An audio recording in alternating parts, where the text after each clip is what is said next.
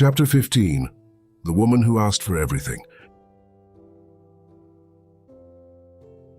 In a prosperous kingdom, surrounded by mountains and fertile valleys, lived a woman named Selene. Unlike most, she did not seek love, nor wealth, nor wisdom alone. She wanted everything. Every desire, every experience, every gift life could offer, she wanted it all. Selene believed that the more she possessed, the more complete she would become. She studied passionately, traveled widely, worked tirelessly. She collected books, artifacts, friendships, teachings. Her curiosity was boundless, her ambition relentless. With each new achievement, she expected to feel fulfilled. Yet the more she gained, the emptier she felt. Her hunger only intensified. Hearing of a mystic who lived deep in the eastern mountains, Selene set out to find him. She carried with her a long list, a catalogue of everything she still wanted: success, enlightenment, peace, passion, purpose, adventure. When she finally reached the mystic, she placed her list before him. "I want all of these," she said confidently. "Teach me how to receive everything." The mystic read the list silently, then he looked up. "You already have too much," he said, "and because you have too much, nothing satisfies you." Selene frowned. "How can having too much cause emptiness?" The mystic replied, "When you carry everything, you cannot hold anything." She argued, "I seek fullness." He shook his head. "You seek accumulation, not fullness." He led her outside to a small pool of still water. The surface reflected the sky like a mirror. "Cup your hands and gather water," he instructed. Selene scooped her hands into the pool. Water held briefly, then slipped through her fingers. "Now," he said, "release what you're holding." Selene was confused. Her hands were already empty. "No," he said softly, "release what cannot be seen." She closed her eyes. She imagined setting down her ambitions, her plans, her cravings, her comparisons. As her mind quieted, her palms softened. She dipped her hands again. This time, water pooled and stayed. The mystic smiled.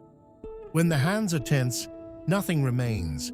When the hands are relaxed, they can hold much." Selene protested, "But I do not cling. I simply desire more." The mystic replied, "More is the language of the hungry. Enough is the language of the whole." They walked back to his dwelling.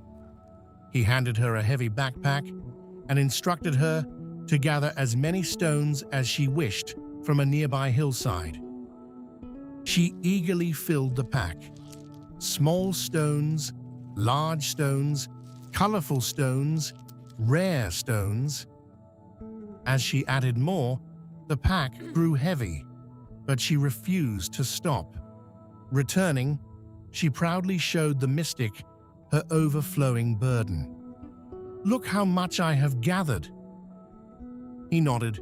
"Good. Now walk with me." They trekked up a steep path toward a mountaintop. With each step, Selene's pack grew heavier. Breath short, legs shaking, she pushed herself forward, determined to prove her strength. Halfway up, she collapsed. "I cannot go further," she gasped. The mystic knelt and removed the pack. He opened it. "What value do these stones bring you here?" She stared at them, inert, meaningless. "They are worthless," she whispered. He nodded. "Only weight without purpose." Then he said, "Every desire you hoard becomes a stone." Selene felt tears rise. She had believed desire made life rich. But now she saw that indiscriminate desire made life dense, impossible to carry. She descended the mountain in silence. At the base, the mystic placed a single stone in her hand, small, smooth, pale blue. "This one," he said, "is yours. Carry only what is truly meant for you." Selene asked, "How do I know what is meant for me?" The mystic answered, "It stays without grasping. It grows without needing. It nourishes without demanding. Everything else is noise." She looked at her stone. It felt light, peaceful. The mystic continued, "You wanted everything because you feared that having less would make you less. But accumulation does not build a self. Awareness does." Selene asked, "So should I stop desiring?" He shook his head. "Desire is natural. Clinging is suffering. The river wants to flow. It does not want to own its water. Desire becomes holy when its purpose is expansion, not possession."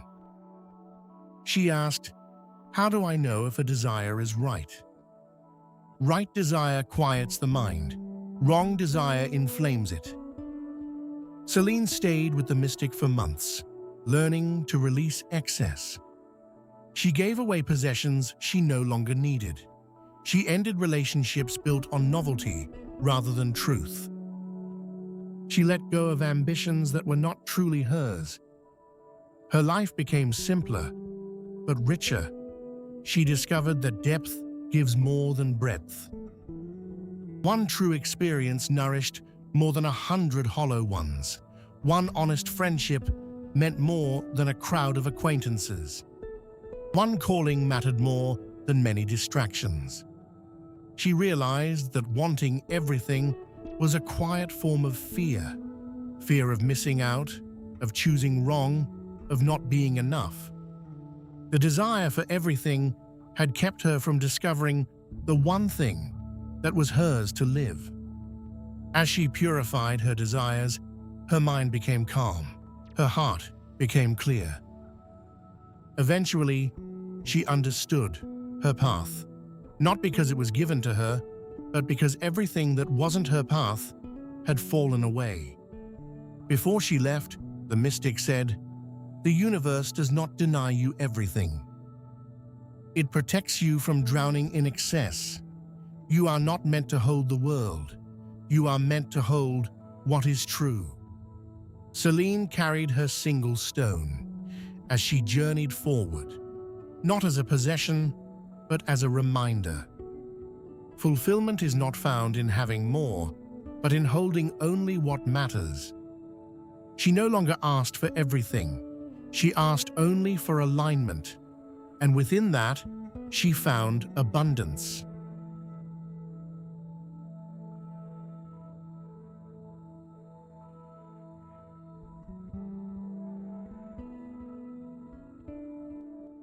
Chapter 16. The World Within the Mirror.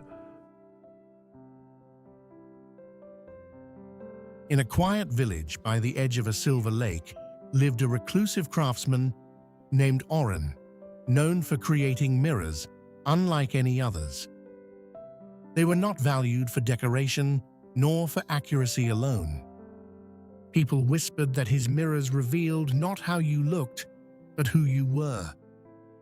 Those who gazed into them saw truths they had avoided: unresolved grief, unspoken desires, forgotten dreams. Some left transformed, others left terrified. One day, a scholar named Lisa came seeking answers. She had studied philosophy, theology, science, magic, yet she felt no closer to understanding herself. She believed that if she could learn enough, she would discover her true nature. But the more she learned, the more fragmented she felt. When she heard of Oren, she traveled to his workshop. The building was plain: wooden walls, dim lanterns. Inside, dozens of mirrors leaned against the walls, each covered with simple cloth. Nothing about them seemed mystical. Oren entered, quiet and watchful. "What do you seek?" he asked. "Myself," Lisa replied. He studied her. "Are you seeking truth or confirmation?" Lisa hesitated. The question unsettled her. She had come expecting revelation, not confrontation. "Truth," she said. Oren nodded. "Then I will show you." He led her to a covered mirror. "Look," he said, pulling away the cloth. Lisa expected magic, swirling colors, visions, symbols. But the mirror reflected only her face. She frowned. "This is ordinary." "Stand still," Oren said. She did. At first, all she saw was her expression, slightly annoyed. But as she continued to look, something strange happened. Her reflection began to shift, not physically, but perceptually. She saw her eyes tired with years of chasing knowledge. She saw loneliness carved into her posture. She saw the subtle tremor of doubt beneath her confidence. Her reflection revealed layers her mind kept hidden. Oren spoke quietly. "Mirrors tell the truth you try hardest to ignore." Lisa felt exposed. "I wanted insight," she whispered. "This is insight," Oren replied. "The mind builds stories. The mirror shows reality." She asked, "What must I do?" "Nothing," said Oren. "Simply look." Lisa continued staring. Her reflection blurred into memories. Her childhood yearning to be seen.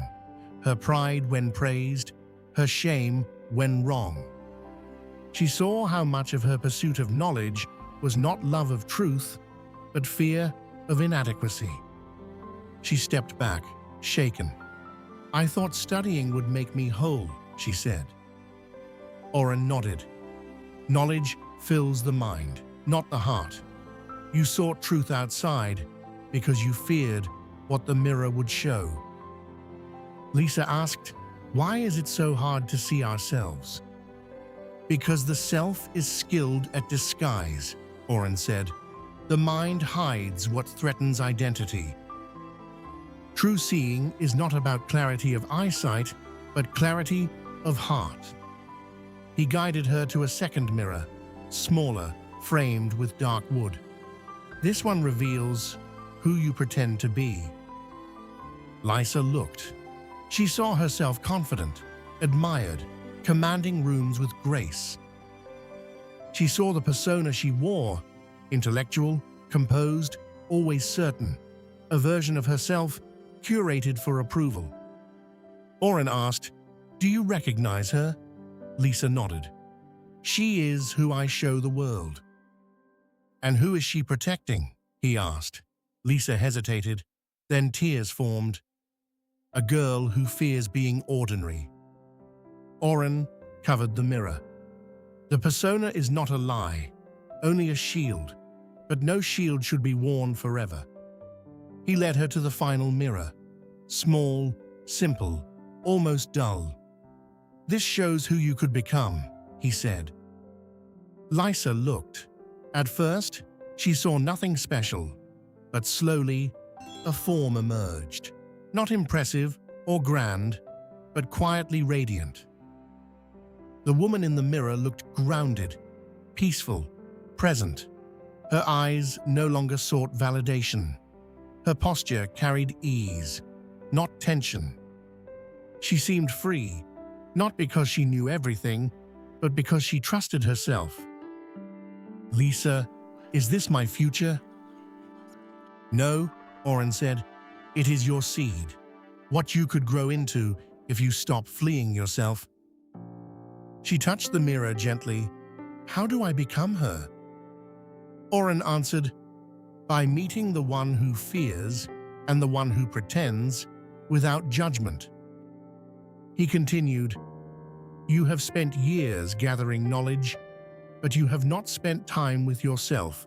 The journey inward is not about learning more, but about unlearning what distorts your seeing.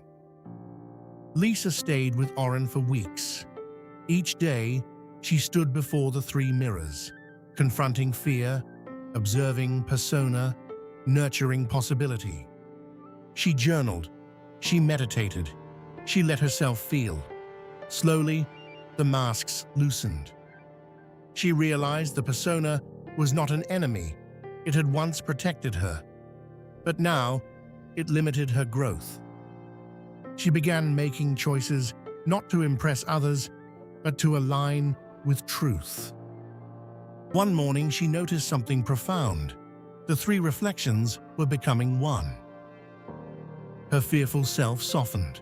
Her persona became transparent. Her potential grew present. The fragmentation dissolved. Before leaving, she asked Oren, "Where do the mirrors' power come from?" Oren smiled. "The mirrors have no power. They only return what they receive. Their magic is your honesty." He wrapped the first mirror carefully and gave it to her. "Take this." Lisa frowned. "Why this one? Why not the mirror of who I could become?" Oren answered, "Because you must always begin with what is real. Potential cannot be reached through fantasy, only through truth." He added, "Whenever you feel lost, look, not to confirm who you want to be, but to witness who you are." As Lisa traveled home, she reflected on the mirrors. She understood now.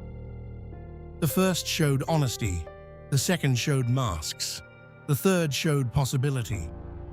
And the path of growth was to unify them, to let the persona dissolve into truth, and let potential rise from authenticity.